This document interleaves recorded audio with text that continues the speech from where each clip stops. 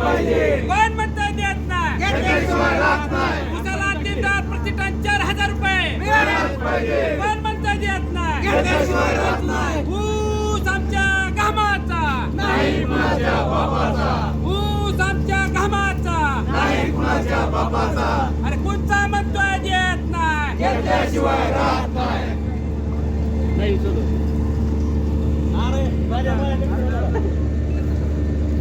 काय झालं का?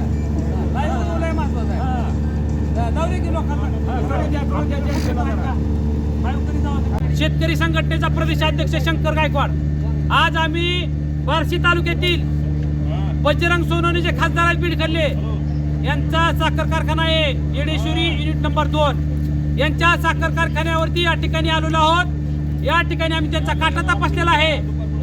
आम्ही आता सरकारच्या भरोश्यावर राहणार नाही.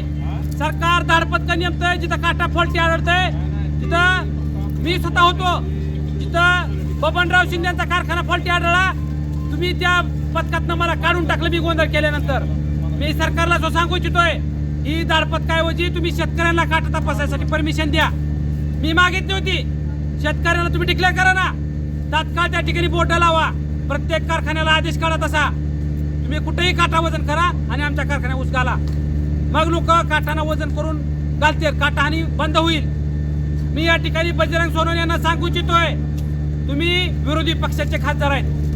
इथं बार्शी तालुक्यामध्ये 3,000च्या पुढे सगळ्यांनी पहिली उचल डिक्लेअर केली आणि तुम्ही मात्र 2800 रुपये दर देता. बजरंग सोनवणे तुम्ही विरोधी पक्षाचे खासदार आहेत, तिकडं मात्र शेतकऱ्याचा फुल काढल्यासारखं त्या लोकसभेमध्ये बोंबलताय आणि इथं मात्र शेतकऱ्यांना तुम्ही ऊस दर 3,000 रुपये बाकीच्या सगळ्या कारखान्याप्रमाणे डिक्लेअर केला नाही.